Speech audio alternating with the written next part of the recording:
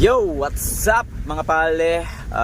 Ngayong araw aalis na naman tayo dahil kailangan nating ayos ng sasakyan or magpahimas. Wala naman siyang issue, pero gusto ko lang ipaayos yung mga konti-konting tumutunog-tunog kagaya ng ganyan sa may pinto. Ayun ganun. Pagka nahams tayo, sumasayad yung ilalim niya. Sobrang baba kasi nito. Super lowered stance concept kasi may-ari nito, taga Valenzuela, kaya papalitan natin, papataasan ko ng konti, tapos yung mga konting langit-ngit dun sa mga pinto kasi yan, pagka tumatakbo tayo, kung maririnig nyo may tumutunog-tunog, kaya naman paayos natin. Maselan ako sa mga ganyan At ayun na nga, medyo malayo-layo ang biyahe natin papunta sa shop na mag-aayos ng pinto natin dahil may konting alog. Hindi naman siya sira, naiinis lang ako dahil may konting alog, kaya ipaayos natin. Tapos bibilan ko na rin siya ng bagong spring sa ilalim, 4 na spring para tumaas-taas ng konti. Ang hirap magtiis, gwapo. Pagka dumadaan ako sa hams, kailangan naka-7 ka Ipapaling mo talaga yung sasakyan bago mo ma-idiretso sa hams kasi sayad talaga.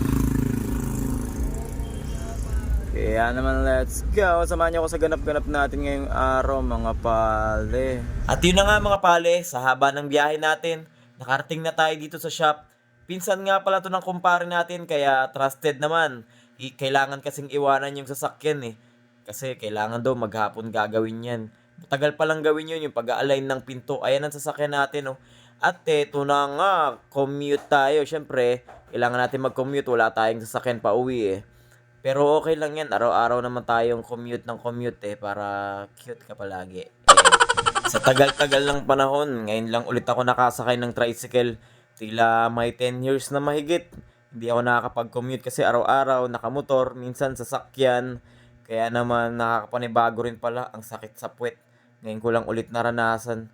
Medyo matagtag pala, mararamdaman mo na yung tagtag kasi pagka palagi kang nakakotse, medyo komportable kasi. Medyo nakakakaba lang ang feeling kasi nga iniwanan natin yung sasakyan natin.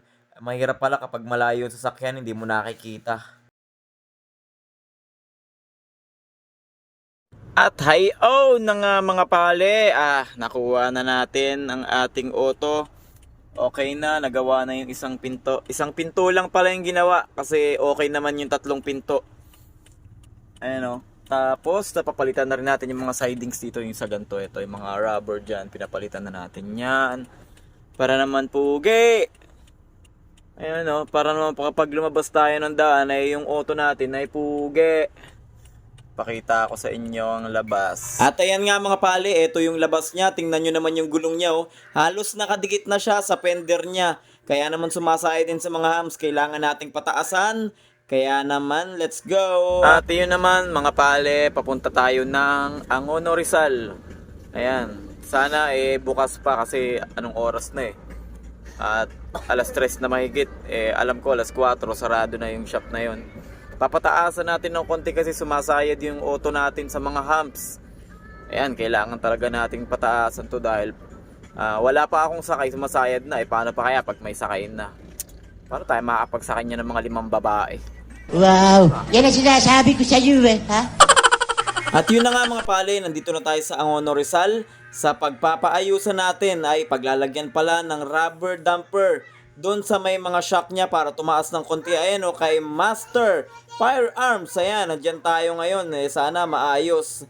Kasi alam ko magsasara na sila Buti na lang napakiusapan natin na gawin na yung auto natin kasi medyo malayo tayo. Ayan. At dahil malayo tayo at matagal tayong maghihintay, pumunta muna tayo ng SM. Ayan, tamang walking trip lang kami dito ni Baby Suyin. Kasi malapit lang naman yung SM, walking distance lang. Alam nyo mga pale, dito sa part na to, muntik na magbagong isip ko Tara na, diretso na tayo dyan. Dapat liliko na kami, kaso nagugutom na kami. May kasama pala kaming bata. Oy, bawal yon. La la la la. Ian, where are we going? Aba, M daw. M ka pa, papayos lang tayo ng kotse, M ka agad. Naku naman, whoop, whoop, whoop, whoop. Whoop, whoop, whoop, whoop, whoop. Ang mukha, feeling At yun no, speaking of SM, automatic yan. Diretso agad tayo sa paborito nating kain na ng Jollibee. Hey, Jollibee, baka naman, baka libreng lang, spicy chicken lamang dyan. Sa part na yan, mga pali, alas 5 na yata ng hapon yan. Hindi, mga 4:30 ng hapon, pero hindi pa rin kami nagtatanghalian. Kaya talagang gutom na kami.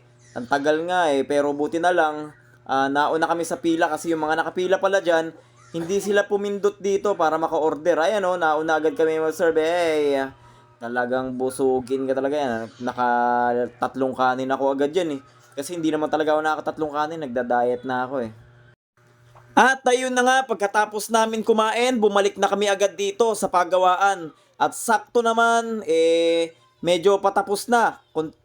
Parang isang gulong na lang yata ang ikakabit. Yan na yung pangalawa. Tapos ayun na lang isa. Ayan, isang gulong na lang. Nilagyan na nila ng mga rubber damper, yung mga shock sa likod. Kaya medyo mataas na yan. Hindi tayo masyadong sasabit sa hams. Medyo lowered pa rin naman, pero hindi nakagaya dati na sobrang drop na halos sumayad na sa lupa yung gulong natin.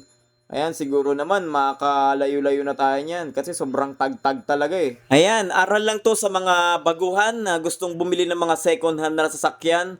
Huwag po tayong maghahanap na condition niya ay brand new. Kailangan pag bibili tayo ng sasakyan, tanggap natin na may mga konti tayong ipapaayos, may mga minor issues yan. Kaya dapat hindi tayo iyakin na kesyo ganto, ganyan, yung mga nabili nating sasakyan, dapat tanggap natin yan. Ayan kita nyo. Ayan, nilagyan ng rubber damper. Ayan yung rubber, yung nasa taas na yan. Ayan, yung nilagay nila para tumaas-taas ng konti yung ating sasakyan. Pa-share naman ng content natin. Salamat, love you!